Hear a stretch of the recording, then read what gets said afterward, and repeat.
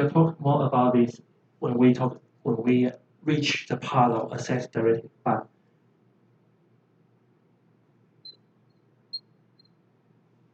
so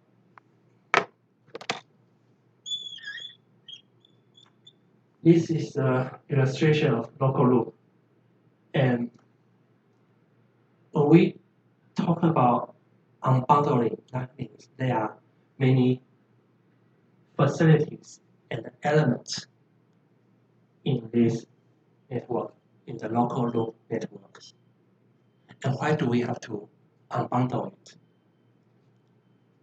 When they are bundled, that means they put together to constitute this local loop. But unbundle means we have to break them into elements.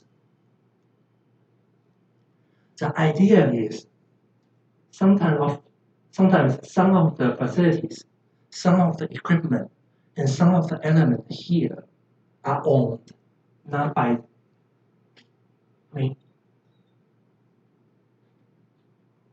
well, in the exchange room, usually the facilities and the equipment are owned by the, let's say the SMT here. But when a competing telco wants to connect to local loops, sometimes it has its own facilities. Okay, so when it wants to use this network, because as we say, it has to pay. It's like a rent this network.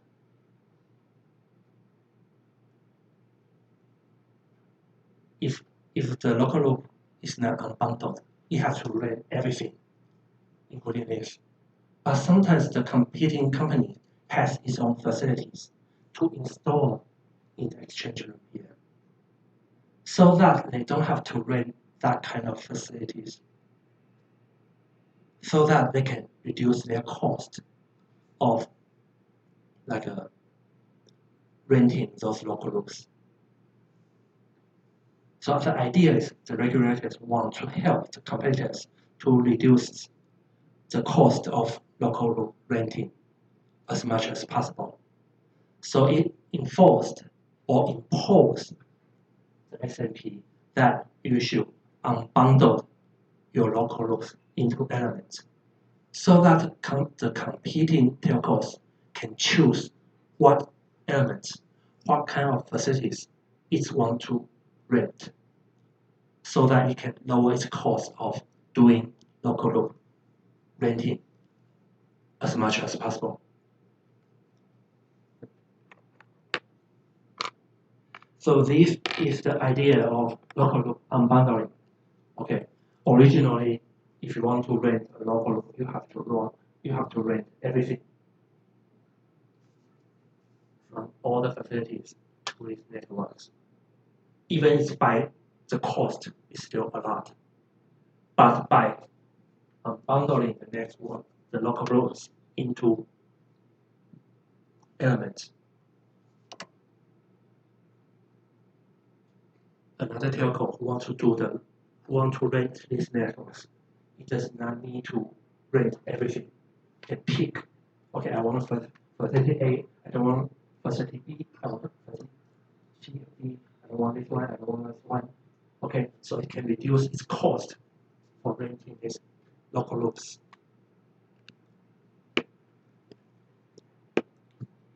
Okay, so these are the obligations of interconnection and access, including all these obligations. And besides that, the SMP telco still has some kind of tariff or price control obligation, including the obligation of price control and cost accounting, and the obligation of revealing wholesale price and internal transaction prices. The second one is, of course, about something about transparency. Okay, similar to the ones here, but it's about the price transparency. And the ones up here is not just about the price, but also about the technological features. Okay. Okay, but okay, these are the obligations of the SAP telcos. But for the non-SAP telco, it only has very limited obligation, which is the obligations of interconnection negotiation. Okay, the reason why it has this obligation is because I just erase that again.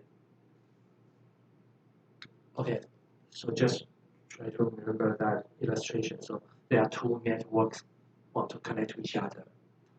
If the smaller telco, the telco which is not SMP, does not interconnect with SMP, it's a user.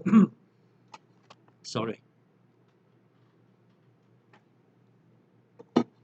Its users will not be able to connect to the users within the networks of SMP. So the telecoms package also requires the telcos, even if it does not have SMP status, it still has the obligation to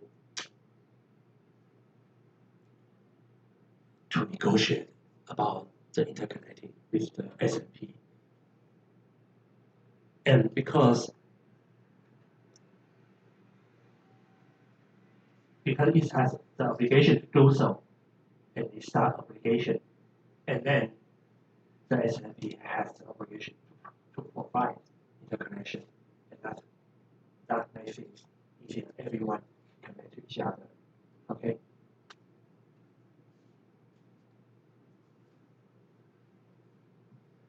So these are the remedies or the regulatory measures that once a telco is identified as having SMP. So these are the 3 steps. The third step of the 3 steps, the regulatory measures once SMPs are identified.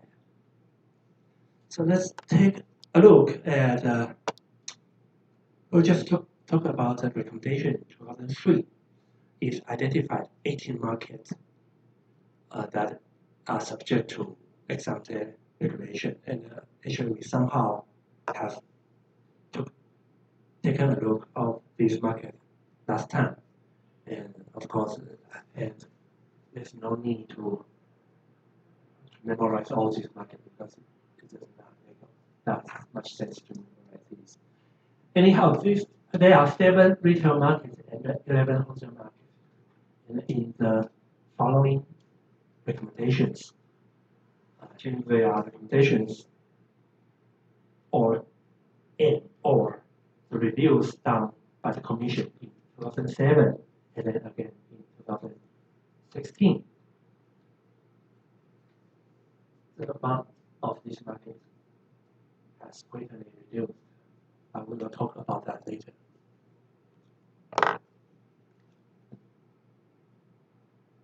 Okay, we just talked about the 2 main features of the framework directive. The first one is change the idea of telecommunications into electronic communications, right? And the second one is it maintains the SMP methodology, which we spent a lot of time discussing about it this week, right? And if you want to mention another thing about the framework directive in 2002, it stipulates of co-location and facility sharing. But of course, these 2 features are very related to the interconnection and access that is stipulated as access directive. So